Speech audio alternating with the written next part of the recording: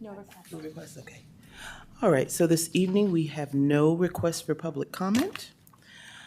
And so with that, we'll jump right into number 2 on our agenda, the minutes. I'd like a motion to approve the minutes for my So last. moved. Any comments or questions?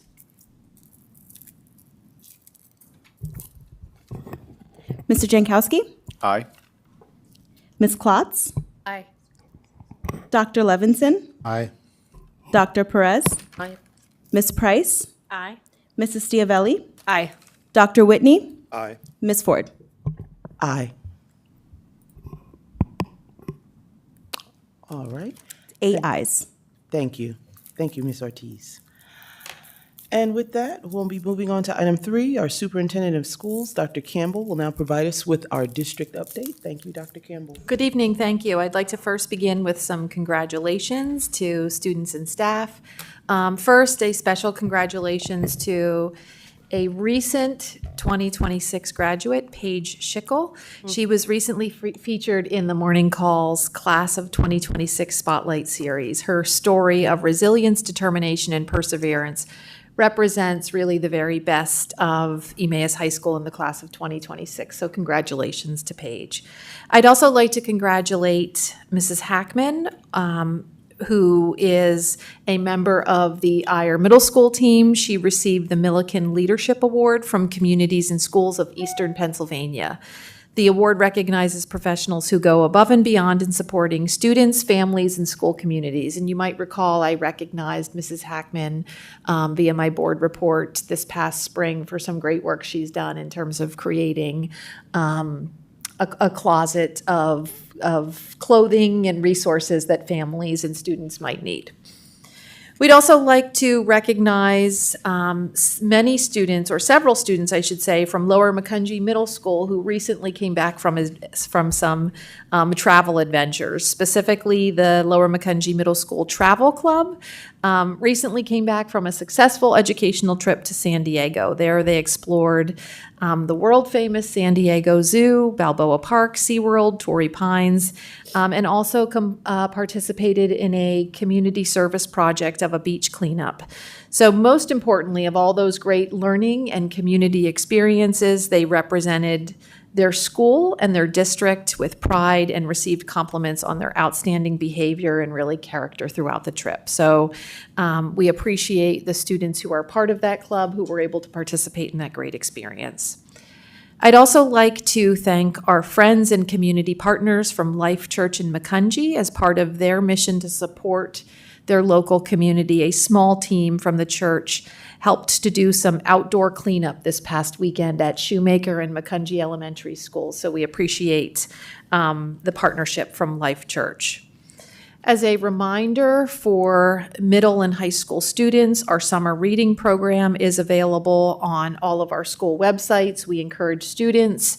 I appreciate that it's only mid-July, but perhaps you want to start thinking about that summer reading list and take a look at those options to complete prior to the start of the school year.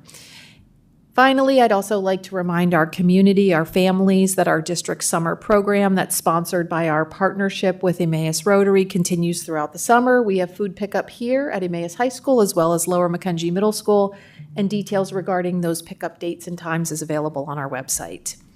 And a few final reminders, the class of 2027 senior photos. The school recently shared information with upcoming seniors for Emmaus High School that contains information of the free yearbook photo appointments that are available this summer through Wesley Works.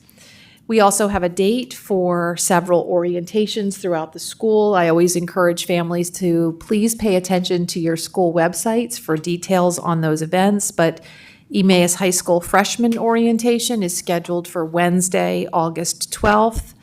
Lower Macungie Middle School 6th grade orientation is also scheduled for Wednesday, August 12th. I will say, although those are the same dates, we always offer multiple times for families who have students making both transitions. And then Eyre Middle School 6th grade orientation is Tuesday, August 11th. And again, please continue to check your school website for details on not only orientations, but back to school and meet the teacher events that we host each summer as we welcome the new school year. And that's my update for tonight. Thank you. Awesome, awesome. Any comments or questions for Dr. Campbell? Dr. Perez? I guess this is a question for Dr. Campbell, not necessarily on the comments, but on the structure of the agenda. So I don't know if this is the right time to ask the question. Just before the meeting starts, I think it is. It's not it's just about the structure of the agenda and the different items that we talk about.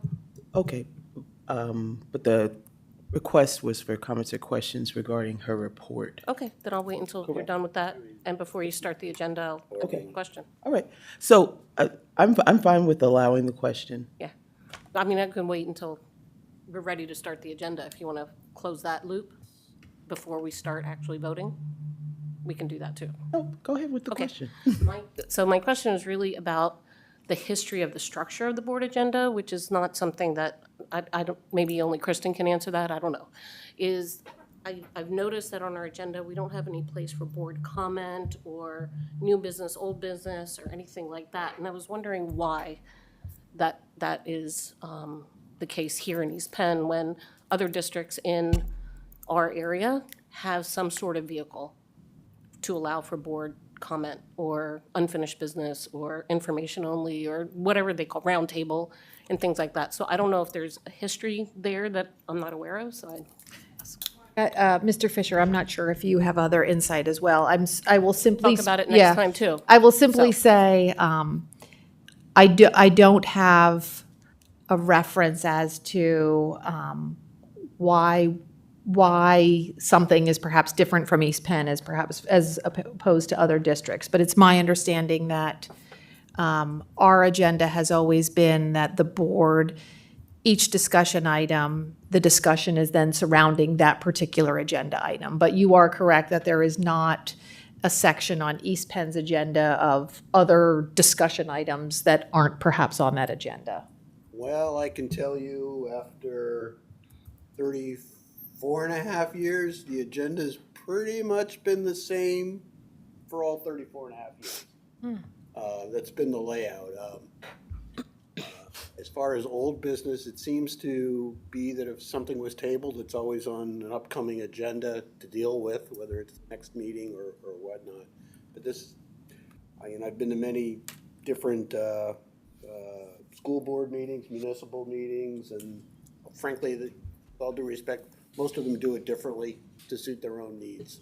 So it's really it's just a matter of this is the way it's been done. I'm not championing it one way or the other, Dr. Perez. I'm just telling you. That No, I'm just asking for the historically, that's history. how it's been. I'm just asking for the history, just to get a baseline understanding of why things are done the way they are. And if I could add just some other insights in terms of, I think, as well, as the way that East Penn, that our agenda has been structured, it has been that if there is a board member who has an item that they wish to bring forward as a discussion item, it's done so.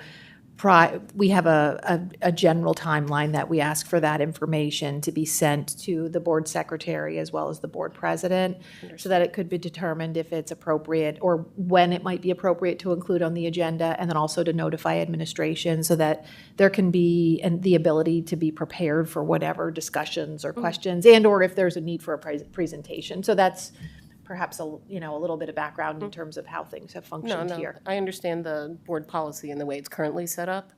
So I appreciate that, and I'll get back to you with Okay. more. All right. And with that said, and certainly, let me add, if there's something you'd like to suggest, like Dr. Campbell was mentioning, it certainly could be put on as a topic.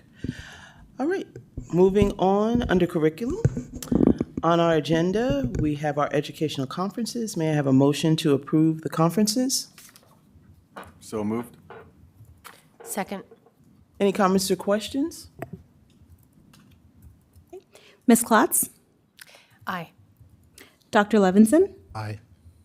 Dr. Perez, Aye. Ms. Price, Aye. Mrs. Diavelli, Aye. Dr. Whitney, Aye.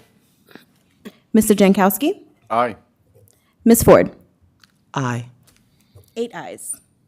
Thank you, Ms. Ortiz. And under personnel, next on our agenda, just to note, there were two corrections to the 2026-2027 personnel agenda, Exhibit A. The first correction is that Irina Burnt has resigned as instructional assistant at Willow Lane Elementary School. And the second correction is the starting salary for custodial staff, which is $27.71 for the 26-27 school year. Please note. So with that said, may I have a motion for the personnel agenda items So with the moved. correction? So moved. So, second.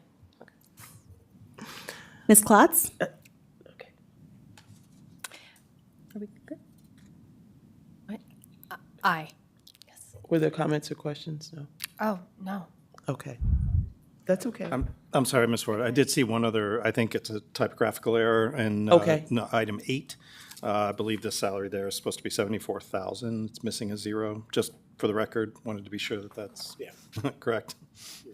So another correction while we're making corrections. Thank you. Thanks. It's important to have the comments or questions.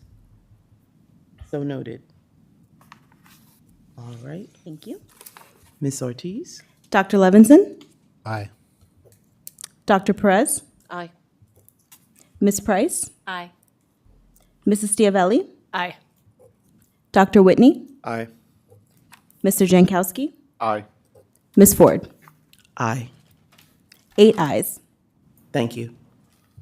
And next, we have item 6, business operations. And if there are no objections from the board, I would like to take a motion for items A, the district bills, B, the treasurer's report, and C, use of district facilities together as a motion. So moved. Second. All right. Any comments or questions? I do have a question. I think it's under this section. Under the student activity account summary. It's under this section. Just a very small question. I was curious, under the second page, EHS class of 2026, which is the class that graduated last month, there's an additional over $6,000 in their ending balance. Does that roll into the next class, graduating class, or is there another place that goes? A couple things. One is there could still be outstanding invoices that need to be paid from that account. So once the class graduates, they're no longer authorized, they're no longer a class. Right. So they could no longer authorize expenditure of the funds, but as long as they had committed to them, for instance, if we didn't get the facility rental for the prom yet, it may be several $1,000s, as an example. That will come out of there. And then I need to look, because there's two different processes set up. I think the standard for an activity that is no longer organized is that it goes to an account that benefits the entire student body, which would be the typically the student government account. But I would need to go back and just look at the class to see if that goes to student government, or I don't believe it goes to the next class. I think it goes to student government. But I just need to confirm that. Thank you. Any other comments or questions? All right, Ms. Ortiz? Dr. Levinson? Aye. Dr. Perez? Aye. Ms. Price? Aye. Mrs. Diavelli? Aye. Dr. Whitney? Aye. Mr. Jankowski? Aye. Ms. Klotz? Aye. Ms. Ford? Aye. 8 ayes. Thank you. All right, and then under item 7, other educational entities, Dr. Levinson will be providing us a report. I'll turn it over to Dr. Levinson for our LCTI JOC board meeting update. Thank you, Ms. Ford. You're welcome. The LCTI Joint Operating Committee met on June 4th of last month. As school was not in session, there was no student representative report, so things moved directly into the administrative report. Dr. Greenwald and her team then delivered a shorter than usual admin report as follows. We first welcomed two candidates who were later approved in the meeting for two open administration positions. The first was Dr. Matthew Zampetti, who will be the new Director of Career and Technical Education effective August 3rd.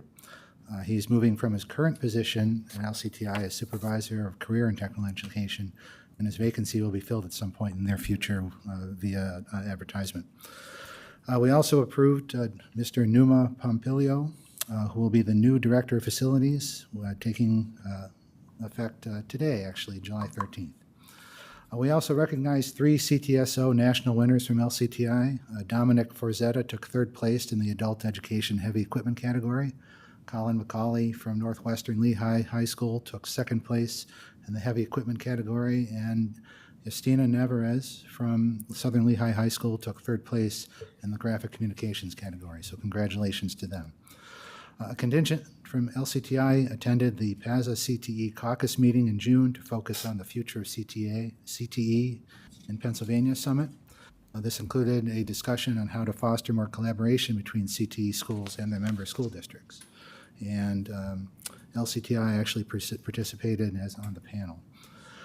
A contingent, I'm sorry, we just read that. Another update on the 24-25 audit was provided. The audit commenced on June 29th, 2026, with the auditors coming in to do their work and to develop a forthcoming report. As mentioned before, the issues that hindered prior progress have been resolved, and the business office should be able to deliver the 25-26 audit on a more traditional timetable. An update on the 26-27 LCTI budget was provided. All member districts voted to approve by majority. The vote tally amongst our 9 districts was 7 yes, 2 no, 8 absent, and 1 abstention, which indicates that the budget passed and has allowed it to be submitted to Harrisburg on time. LCTI again extends its sincere thanks to its member districts for their support. The senior recognition ceremony for graduating LCTI students was held on Thursday, May 28th at the PPL Center, and was both an exciting and joyous occasion for graduating students and their families. LCTI participated in the Early Childhood Education Workforce Day at the PA State Capitol. An LCTI teacher and 2 graduates attended, with one of the former students being given the opportunity to speak for the group. The LCTI Foundation scheduled its first meeting for June 29th, 2026, which will move things forward to help provide resources to LCTI and its students. After concluding that admin report, matters of regular business were conducted, with the next meeting scheduled for August 26, 2026. And that concludes my report. Thank you, Dr. Levinson. All right. On to item 8, under announcements. We had an executive session this evening at 6:30, and we discussed items of litigation, personnel, negotiations, and other confidential matters. Our next regular board meeting is on Monday, August 10th, 2026, right here at 7:30. And if, Ms. Ford, Yes. before you call for adjournment, can I just very quickly respond to the question that was asked? Since I was Yes. able to find the answer. Awesome.